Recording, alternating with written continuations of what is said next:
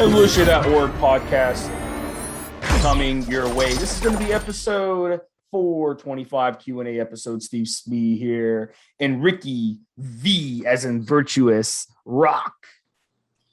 Hey, what's up, Steve? What's up, guys? How's everybody doing out there? Good. So, guys, we have 4 cool questions coming your way. The first one is admitting steroid use to your spouse. So let me ask you this, Conchita, when you guys were married, what did she think about your steroid use, and did she approve of it? That's funny. She was my high school sweetheart, and she was in medical assistant courses while she was still in high school, and she used to give my shots. She used to give me my shots, and when cell phones started to take pictures, like many years ago, she'd have pictures of my abs in her phones. Be real proud of it.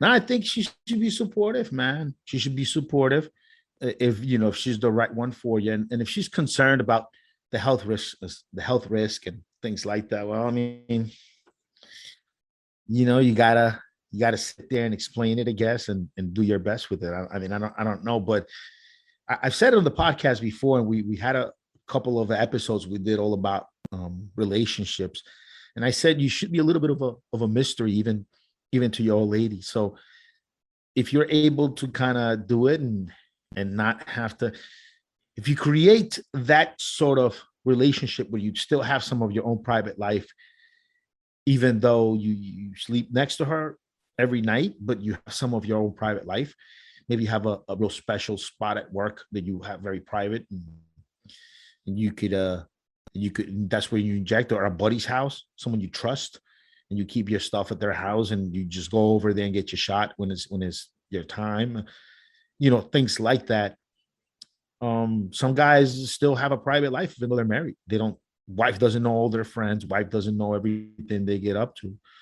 And I don't know. I mean, it's really depends on the relationship you have. But at the end of the day, you'd want someone to let you do what the fuck you want to do, even if they think it could hurt your health, and then it's our problem because we're married, and your health, and fuck that. They should just be on board to let you do whatever you want to do, because you only go through this life once. You only fucking do this thing one time, and you want someone to, you at least see eye to eye enough to where they let you do whatever the fuck you want to do with your life. If your significant other, if they're really compatible with you, they should have no issues with it. Be like, all right, do whatever the fuck you want.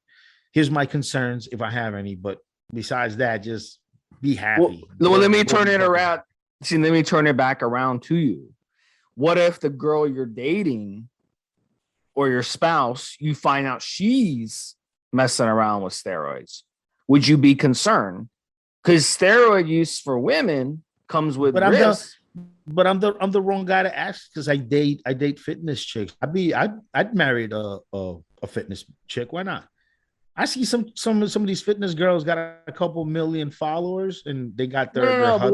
What if they lug around the world? I'll be an Instagram husband. I'll give her shots myself. Forget the whole social media thing. Let's say you're dating a girl, and she wants to mess around with steroids, but that the steroids she wants to mess around with are going to cause some really nasty side effects. Would you have a problem with that? Would you tell her, hey, I don't think you should be messing around with tren as a female.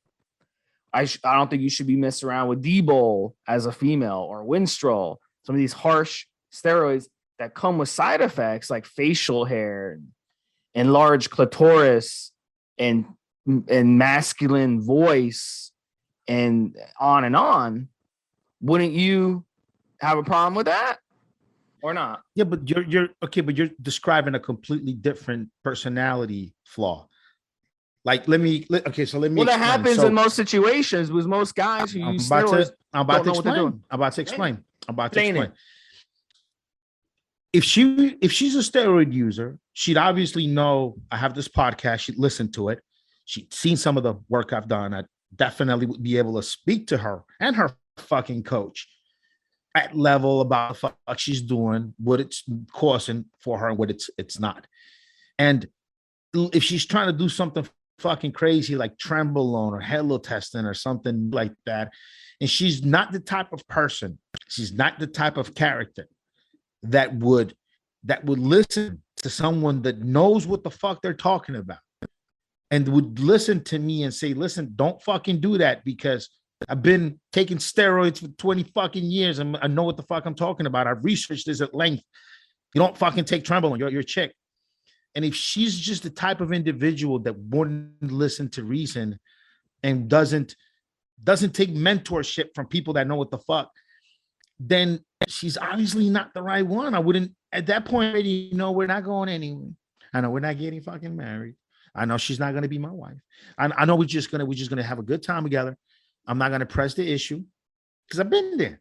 Not with tren, but something similar. I just had to take the extreme, right? Because of the way you word things. And I'm like, all right, we're obviously not getting married.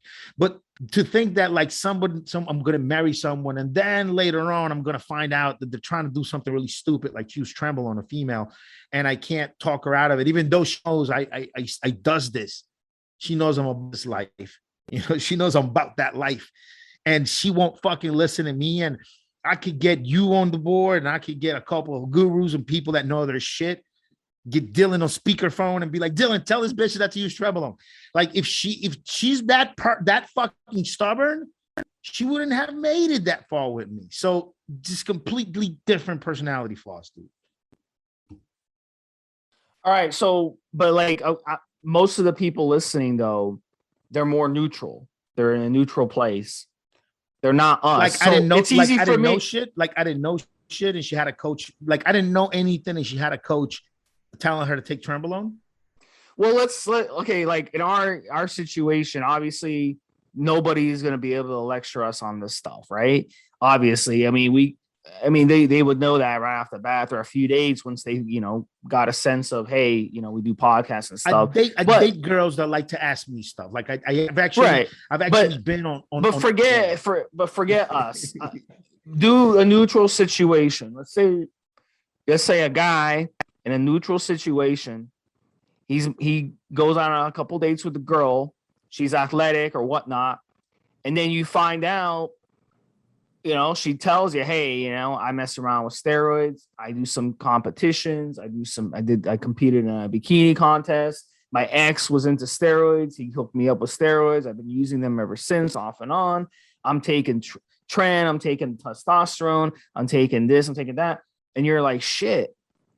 I know I don't want her messing with this stuff. And, she's competing, but you're just a normal gym rat listening, to this podcast. How can you go to her and say, yeah, you shouldn't be? Do you see the perspective? You got to take a different perspective on this stuff. So in that situation, look, I'm going to have a problem with it. I'm going to have a problem with it. Here's what I'm saying. Because here's what I'm saying. She's fucking herself up. Different story. But see, that's completely different. I'll tell you why. Okay, I'll tell you why. Normal gym rat guy that doesn't know anything, doesn't know shit. He just demonizes steroids. He's a natural only guy. His girl wants to do steroids. And she wants to do tren, something that if I was her boyfriend, I'd say, don't fucking do that. Don't be stupid. But he's just like, you shouldn't do steroids, period. You're bad. You're a bad person. That guy should shut the fuck up because he doesn't know anything. You know what I mean? Even though he's kind of right, Trenbolone is not the one for a girl to use. She probably should use an Anavar instead. If she's really that hardcore, maybe throw a little Winstro, a little oral Primobolan on top, or something like that, like a little stack, maybe a little SARM. But see, like I'm coming from a place of fucking knowledge. Like I could say shit like that, and she should fucking listen to me.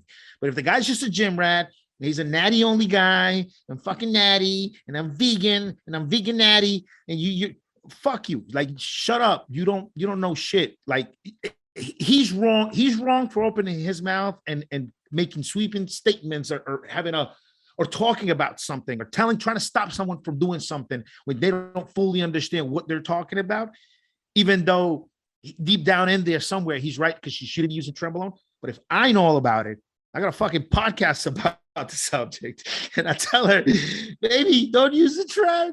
Baby, stay off the tren, baby. If I tell her that and she doesn't listen to me, then she's stupid. You see what I'm saying, Steve? Okay, so how does that help the situation? Because She's just saying gonna call her stupid, or are you gonna try to educate her? Okay, That's the question. Let's say she wanted to use Anavar, not Trenbolone. Let's take it back, Anavar, not Trenbolone. And the No, gym let's rat stick guy. to- Wait a minute. And the gym rat guy, the natty vegan tells her, "You're bad for using steroids. You shouldn't use Anavar. You're fucking bad." While if she said that to me, I'd be like, "Baby, that's great. Here's a bottle of N2 baby. That just giving you a gift, a little bottle of N2 to take with your VAR, baby, because I love you, and that's great. You're doing some VAR. Make sure you do some Kegel exercises during that cycle. Take full advantage of that Anavar." but that's different, bro. You know what I mean? It's a completely different story, bro. Okay, so let's do that perspective. Like, it's a completely different. That's what I'm trying to get at, because we talked about that other perspective. What is your opinion? What is your opinion on it? You should get permission from your significant other to juice. Is that your what do you think? What do you think is the right? I'm not saying I'm not really, I'm just, there's a hypothetical situation that you could be faced with in the future. You could be dating someone, because I've been to enough gyms. I've seen these women walking around with these wide ass chests. Their lips are all puffy. You can tell they get like, the plastic surgery done on their face and all this stuff. And you can definitely let me tell you something. A girl with silicone boobs with abs, like a girl with abs like a six pack and nice tight silicone boobs. Oh, so nice. So good.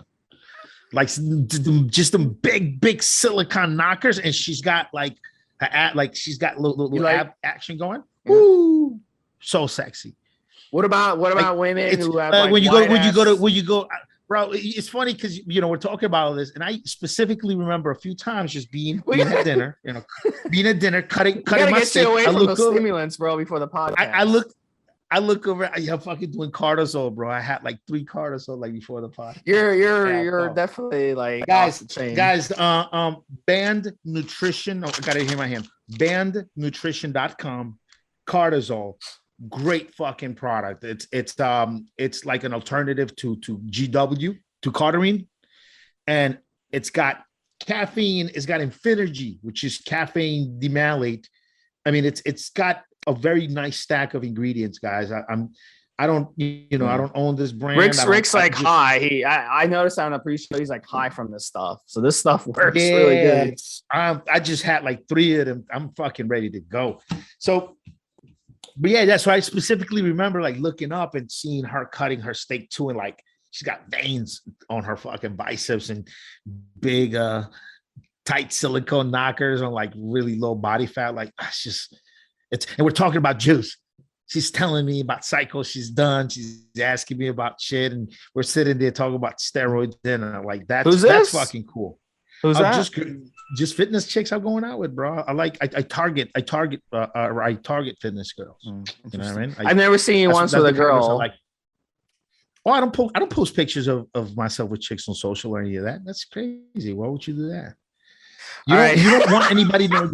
Let me tell you something. Yeah, fuck that. Especially in the industry, everybody knows each other. Dude, everybody check this out. Everybody that competes, they all kind of know each other quite a bit. Like, let's say it ends badly with a girl, you have a difference of opinion. You don't want someone to just go through your fucking social, see a picture you have with her, like something real innocent, and then they go and say, hey, so you're friends with Ricky. You don't want anybody talking about you. You don't want anybody knowing. Don't know anybody know your business. I see some guys out there, they take pictures. You want anybody to know who your fucking female friends are if you really want to keep it real with you. So here's my perspective on this a little bit, and then we'll move on to the next. Here's my perspective. At the end of the day, like, everybody has their own hobbies. It could be a girl she's got a shopping problem. She goes and spends all her money on shopping. She can't save a penny because she's spending it all on shopping. Could be a girl who's got, other issues. Some females, just like men, they take it to the extreme. They take this shit to the extreme, and they want to overdo it. So they won't use the mild steroids. They'll use something that's more pronounced, more strong, more androgenic, and they'll end up basically getting to a certain point in their fitness goals, and they won't be able to kind of bring it back down. It's the same thing with guys. Be no different than a guy abusing the crap out of steroids and ending up dying at 40 years old, because it happens all the time. I've done on these podcasts with the Mwapsta, and we've talked about guys who've had kidney failure, by the time they're 40, dropping dead from heart attacks. So it kind of works both ways. So at the end of the day, my short answer to this is I would definitely have a problem. If my spouse was abusing steroids or running them incorrectly, I would definitely have a problem with it.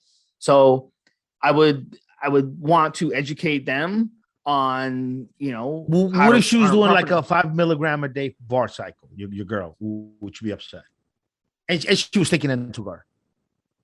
I mean, the only reason I would, she was really going to the gym. She was fasting. Yeah, she would have to be. Fasting. Yes, she'd have to be very serious. And it's the flip side. If you're a girl and your boyfriend wants to use steroids and he's 21 years old, he spent 3 months in the gym, he hasn't put in the sweat, he hasn't put in the hours in the gym yet, and he wants to hop on the juice, I would be upset in your situation too. So there are situations. I don't think any girls with 21-year-old boyfriends are listening to the podcast. I don't care. Yeah. They could be 31, they could be 41, they could be 51. Okay, so if you haven't wait, let's get there. Enough, So she was serious. She was serious because you already asked me, so I'm asking you now. She was serious about her fucking gym grind. She was about it. She was about this life, and she wanted to do 5 mgs of R with fasting and to guard. If she was doing it properly, it'd be fine. Okay, fine. But I mean, now what if she wanted to do? What if she wanted to do 10 mgs of bar and 10 mgs of Winstrol, same time? Same gym grind, just taking it to guard, doing it right. Would you? No, be okay? I would not want someone using Winstrol.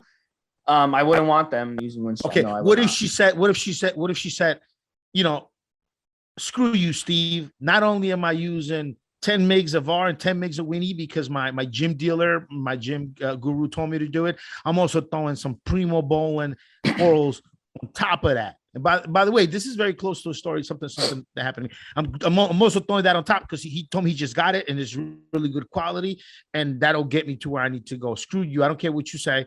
You might call the shots in bed, but I call the shots in my life, baby.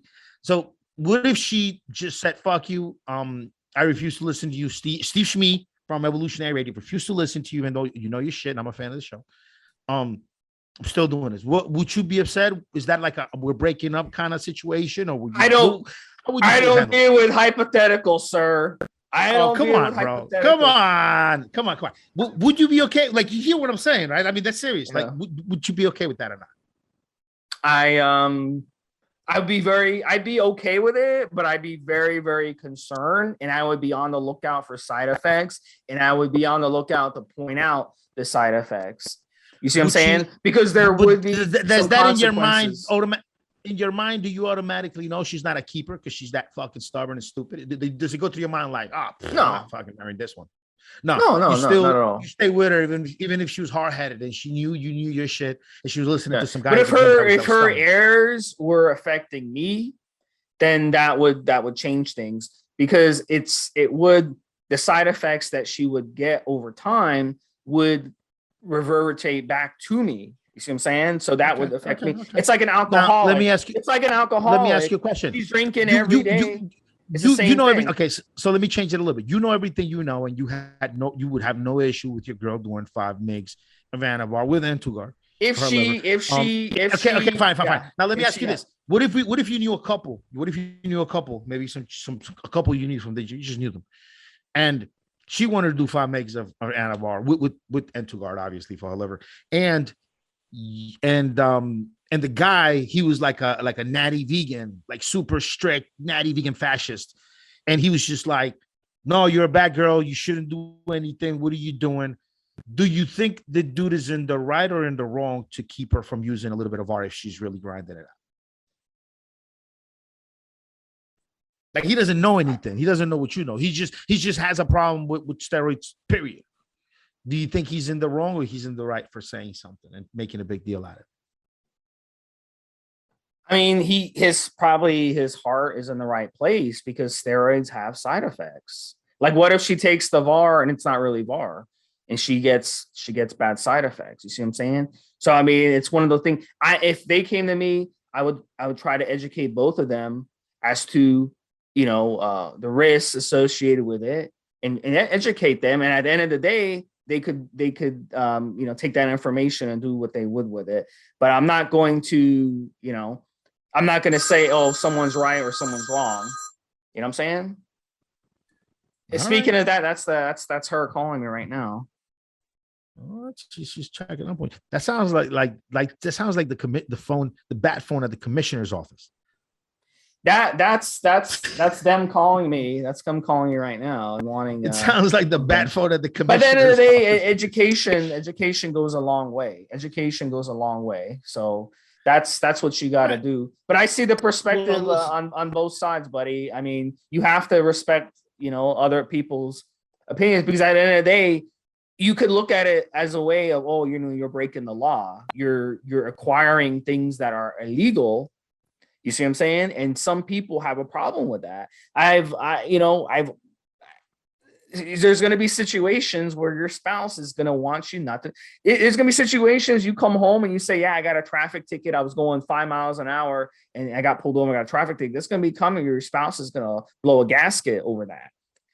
You know why they're going to blow a gasket? Because, oh yeah, you got a ticket. Now our insurance rates are going to go up.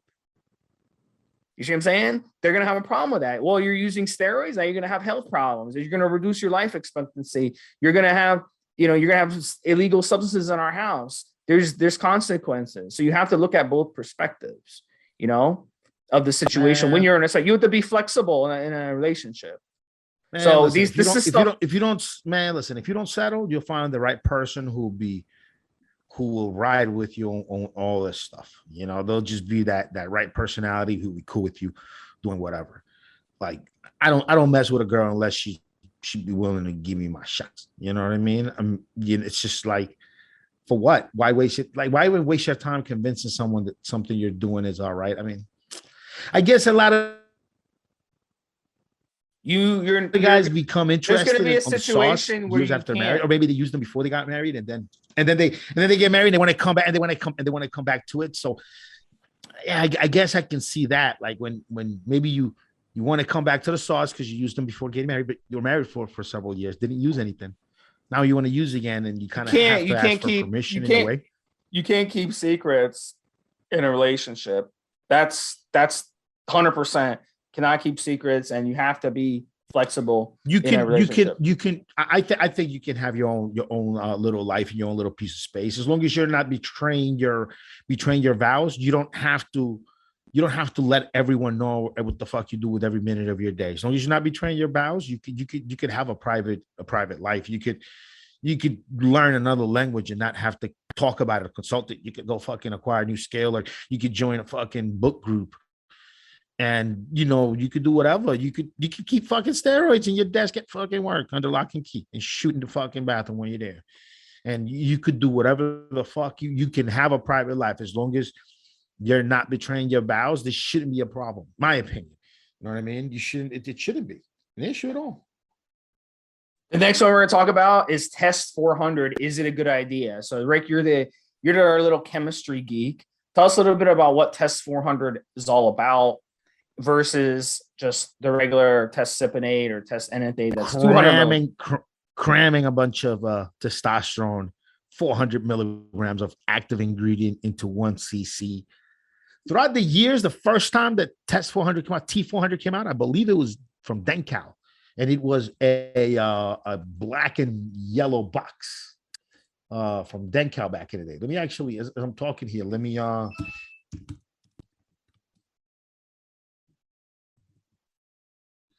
me actually look for a picture of the bottle, see if there's a picture online. But yeah, T400 and then other labs and other places jumped into the fray and started doing their 400. But yeah, here it is, a test 400 by, let me see if this is Dencal lamp. It looks like a Dencal lamp. I'm about to look right now, but it's very very painful. Yes, it's a Dencal lamp. Absolutely. Contenido netto, 10 milliliters. Test 400. Uso veterinario. Registration. This is the registration. Are you telling me they haven't made a test 400 that's not painful? Nowadays They've cut it down a lot. Nowadays, They I'm made it pretty sure bearable. Yeah. nowadays I'm pretty sure they cut down because of some of the new carriers and new stuff that they're doing. But I mean, it's still the most painful testosterone shot, or one of the most painful shots you can take. It's right up there with with old school fucking sharing, real legit sharing Primobolan, and and test prop, that all veterinarian propionate testosterone. It's up there as far as level of pain. And test 400, the old school Dencal test 400, there was not. I mean, the reports of pain and soreness that lasted for days and days was just rampant everywhere. People used to get like a flu from it, like have flu symptoms. People thought a lot of guys began. That's how we build up some of the knowledge as to how to like quickly tell with just looking and in a picture if something's affected or not. It's because of all these false alarms with test 400 shots on the quads and on the glutes, and guys going into the emergency room. But this really test 400, the first one. We're talking a little bit chemistry history here, a little bit. I like to. Then Cal Labs. Test 400 was the first ones. It was a black and yellow bottle. And then from then on, many other companies have done test 400. You can buy them now everywhere. Not just test 400. You can buy Equipoise 400. You can buy a different, a lot of stuff now comes in 400 milligram concentrations. And it's really just better carriers and guys just doing it. Guys just actually doing it. Guys actually just trying it out and seeing that it wasn't done before because maybe they weren't any legitimate veterinarian or pharmaceutical, human pharmaceutical users or reasons to cram 400 mgs of test into a CC.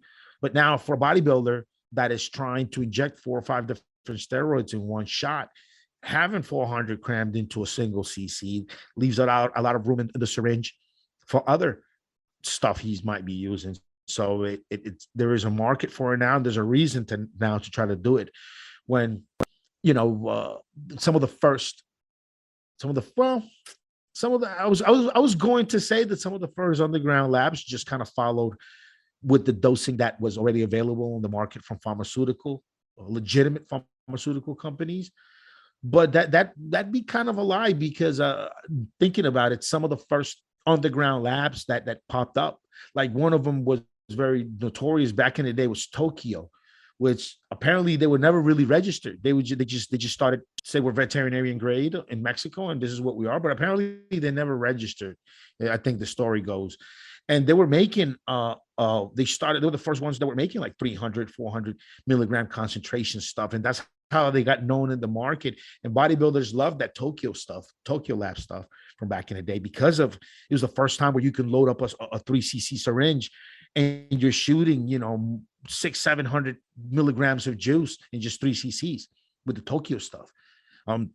So yeah, some underground labs established themselves with these higher dosing liquids that were more geared for bodybuilders that were doing a lot of stuff and that weren't just adequate for veterinarian or human use. But yeah, T400, I mean, it's just 1 cc, 400 units. And if you're one of these guys, big guy, going to doing shows and you got awards on the wall and you're doing a gram of testosterone as a base to your weekly cycle, and then on top of that you're throwing your Equipoise, your Masteron, your Deca, your Primobolan, you're throwing everything else on top, but you base just with a gram of test like a lot of these big guys do.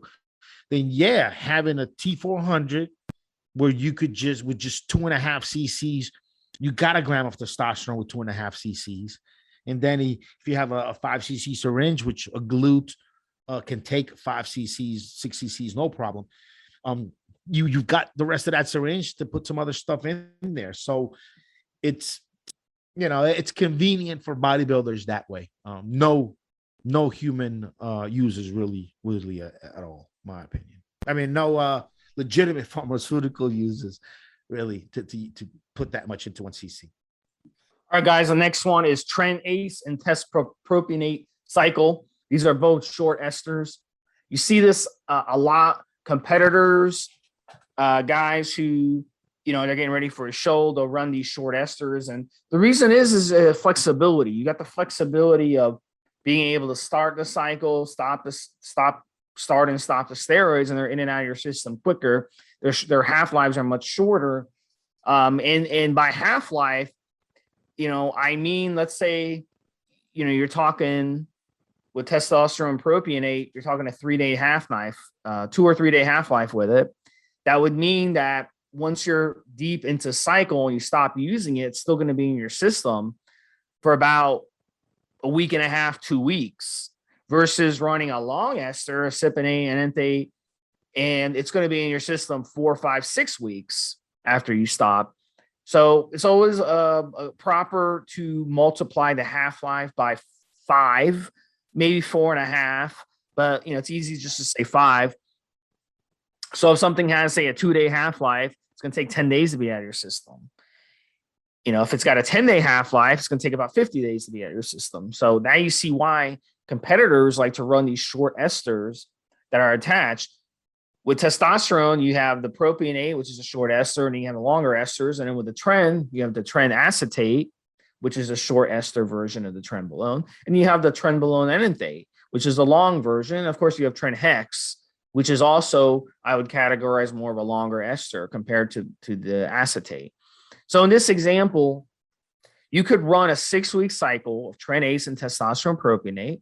The tren can be the base of your cycle. You could do, say, 250, 300 milligrams a week. And then you can add in a little bit of testosterone with that 100 milligrams, 125 milligrams. Or you can run a little bit more testosterone, maybe a little less Trenbolone. So you could do maybe 200 of the test and 200 of the tren. But in that case, you're definitely going to want to run a little bit of an AI. So Trenbolone doesn't aromatize the estrogen, but testosterone does. So if you want to not need to run an AI, run the testosterone at a TRT dose or lower, a real TRT dose. And that would really cut down on the estrogenic side effects, obviously, and cut down on androgenic side effects. So if you want the tren to kind of run the cycle, then you'd run the tren higher and then run the testosterone at the minimum, which technically is 0, obviously. But in this case, we're talking about stacking these two together. So it's a very flexible cycle. You can run it for 6 weeks. It'll only be in your system a couple of weeks after your last injection. So it'll be in and out quick. It'll be less than a 2-month cycle. So it's not going to destroy your body like if you were run a long ester test and a long ester Trenbolone, which are going to be in your system weeks after you stop taking them and still be causing damage. So it's a nice little 6-week cycle. You get really good results running these two together exactly the way I described. There's no reason why in those 6 weeks you won't be hitting PRs, all things being equal. Any quick thoughts on the Trenace and test prop? Have you tried them together? It's a lot of injecting, by the way. That's the negative. It's a lot of fucking injecting. Well, there was a period in my life where you kind of become addicted to the ritual of injecting the juice. Once you've gotten in a cycle or two, and you've associated that shot with that growth, with that growth spur, with feeling better that week. You shoot today and on a Monday, let's say, and then on Friday, it's building up. The shot from 2 weeks ago, maybe from 3 weeks ago, depending on what you're using, it's building up, and then you took one early in the week. So every day your hormone levels, your androgen levels are climbing, and it's real easy to plan a cycle like prop and acetate with every other day shots, everyday shots. It's real easy to do. So I've done one of my favorite combinations when I was a younger man for a good period of time was test prop, Trenbolone acetate. There was no enanthate at that time that I really like using this, and equipoise. Those three. I found they was just nice shot. I used to get 50 milligram Ganable equipoise, 50 milligram per cc. We used to yield about 75 milligrams of Trenbolone when you would bake it, right, from Finaplex H cartridges. And all test prop was only about 100 mgs. So just doing like when, even when I used to try bigger dosing, just doing 2 cc's of Ganable per day, 1 cc of test prop per day, and 1 cc of Trenbolone per day, every day shots, 4 cc shots every single day. And man, it was cool. It's like a ritual. It was around that time that maybe I thought I wanted to compete, when I thought I wanted to just get, carry around all that muscle and have to eat that way and have to deal with that every day, which guys look amazing, but fuck, like when my back gets a certain size, I can't even reach behind to wipe my butt. It's it's being that big and carrying on a lot of size, it's lifestyle change, complete lifestyle change to have to accommodate your day to day for that. And anyway, that was a great cycle, just EQ and those two. I tried them together with I believe VAR and VAR, and I might have done a Debo one time as well. I just used to do these little short cycles, nice and strong, and then get off the stuff for a while. And with EQ, I've tried them too, and it's a good combo. Everyday shots or every other day shots. If you do everyday shots, I mean, you're looking at about 700 mgs of testosterone per week if you got 100 mg prop, and about and you guys do math in your head, 75 times, and then you got about another 300 and something milligrams, 400 and something milligrams in the tren, and then the EQ is giving you about another 700. So it's a nice almost 2 gram cycle that you get really nice big off of, and you shoot every day. You know what I mean? So it's a good combination. I mean, what do you want me to tell you, bro? And what you said is right. If you mix it with an oral, like an oral kickstart, everything begins to work right away because these are very short esters. And then you can even start your PCT. You can start it on the last week of your cycle. So you start shooting, you start your PCT today, and you still have a whole week left of shots because these are short esters. You could kind of overlap them a little bit. If you use equipoise with them and you don't do the oral kickstart, then you can come off of the prop and the tren about 8 weeks in, about a week after your last shot. All the stuff is out of your system, but you still have that equipoise in there, and the equipoise is going to just slowly taper off, and you can wait a week or two after your last shot of tren and prop to actually start your PCT, because you build up that equipoise ester, you build it up over the last 8 weeks, and then it's a nice kind of soft landing, and your PCT will pick up where your EQ is leaving off, so you don't lose a lot of your gains from it. It kind of, back in the day, they used to believe, or the belief was, it would help you solidify your gains to do like a really kind of a small amount of a long ester like EQ. Guys thought you could actually recover beneath that low dosing of EQ, but it's a nice soft landing. It's a nice easy way to start PCT. It's a good stack, man. It's a good mix. Why not? So that's going to get us into the last topic. You kind of already started to talk about it, but how long for EQ to work, equipoise? So I'll let you lead off because you were talking about equipoise. I'll let you lead off on a little bit, and I'll kind of finish the show. Yeah, you're gonna be for it to build up to its peak, like its maximum kind of dose. I mean, I think it's like almost on week 6, between week 4 and week 6, because your metabolism also has a lot to do with it. So definitely, I mean, for it to work really, for you to be like on full effect, about 4 weeks, 4 to 6 weeks is when you're going to where your results are going to fall off. If you're doing the same amount week after week, your results and how quickly your progress is going to start to grow after day 7. And you're going to notice every day you just have more and more of the steroid in you. And it'll be kind of noticeable on a day-to-day basis. And then around week 4 to 6 is when you notice, like, all right, I'm not noticing that every day I'm more and more, you don't notice it more and more every day now, but that time you kind of level off provided you continue to do shoot the same amount every week, you that's kind of your peak. Then obviously after you get off of this stuff, I mean, it's a slow climb down. I mean, again, 4 to 6 weeks even for you to completely feel like you're off of everything, like everything is gone.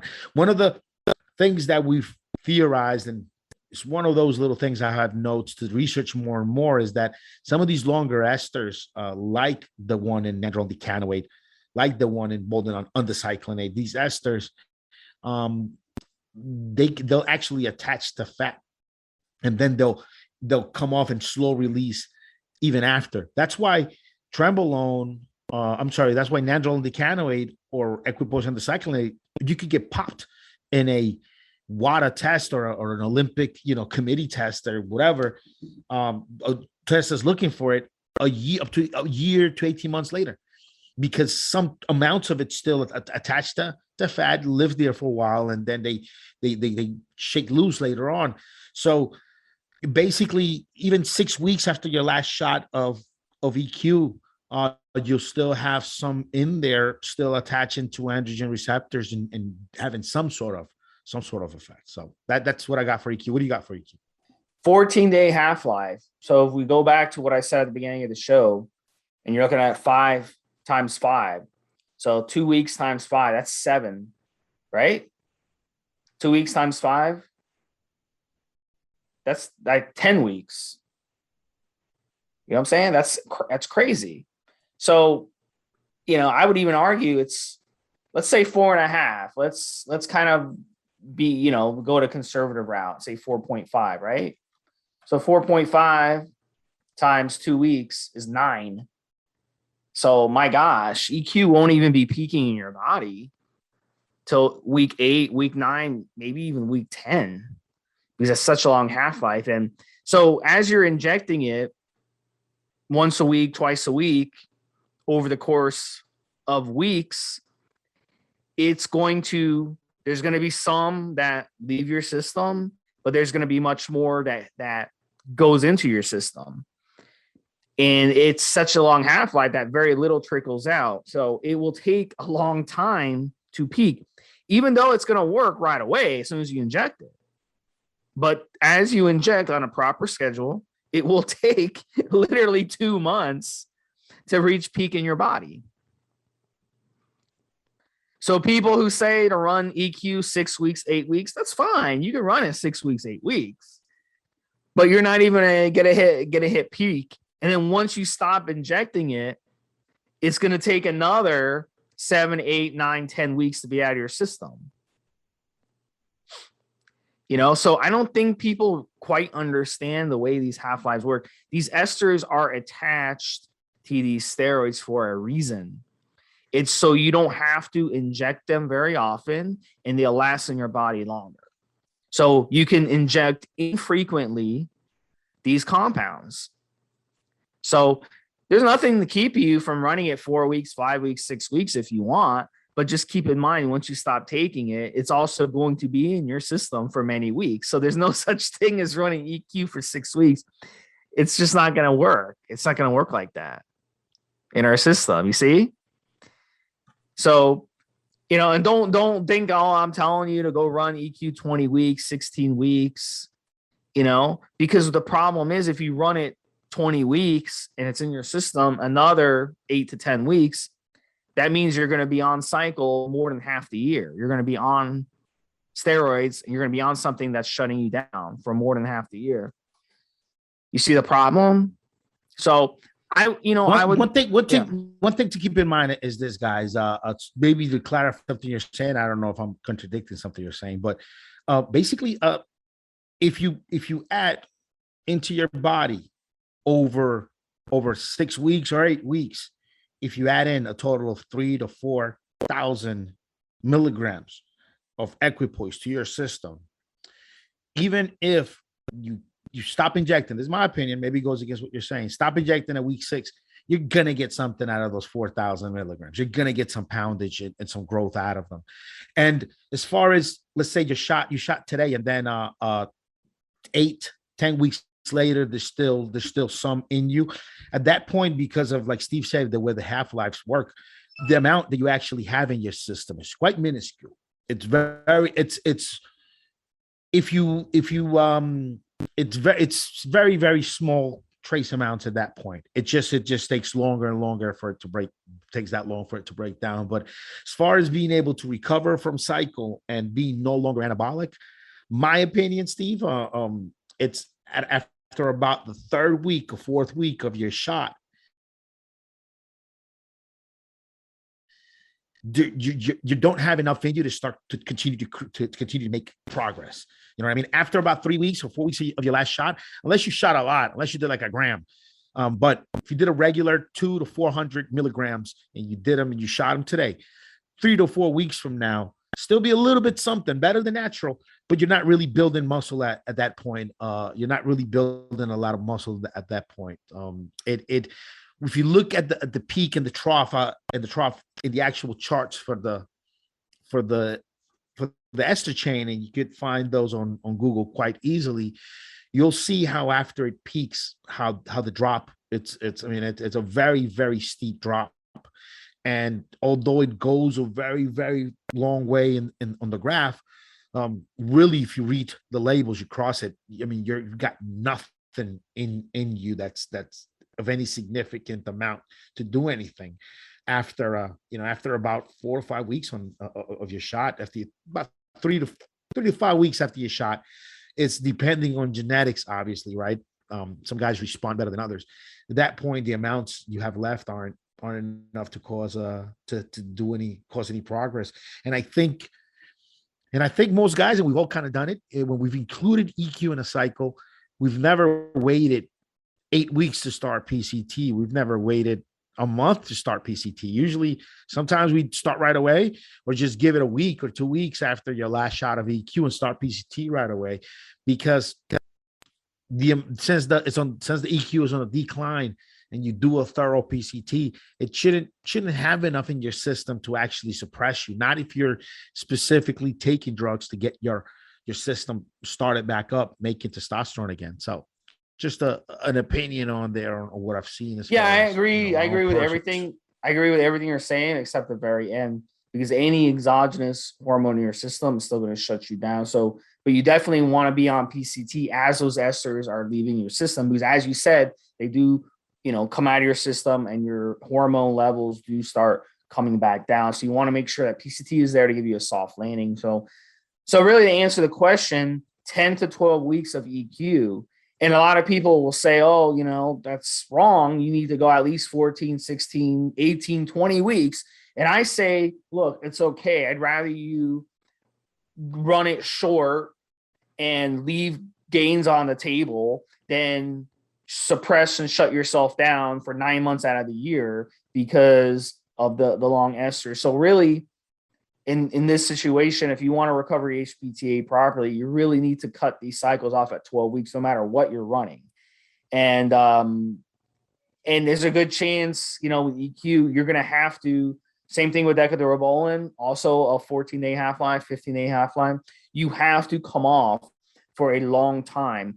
You may only be able to run the EQ or a DECA cycle once a year, and you're probably not going to be able to run another long cycle in the same year. You may be able to run like a short cycle with short esters if you want to run a second cycle, but so you really have to protect your HPTA. But EQ is a great steroid if you're a very active person. I know you like it, but it's very good. Like, even if I'm doing like hardcore cardio, it doesn't fuck me up, but other steroids will.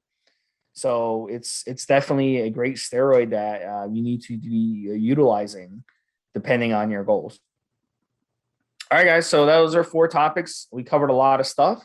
This was episode 425. Stevesmi and Ricky V Rock. Check out the show notes. Come on the forums. And if you want to get in touch with us, information is in the show notes. We'll talk to you guys next week. Have a good one, Steve. Have a good one, guys.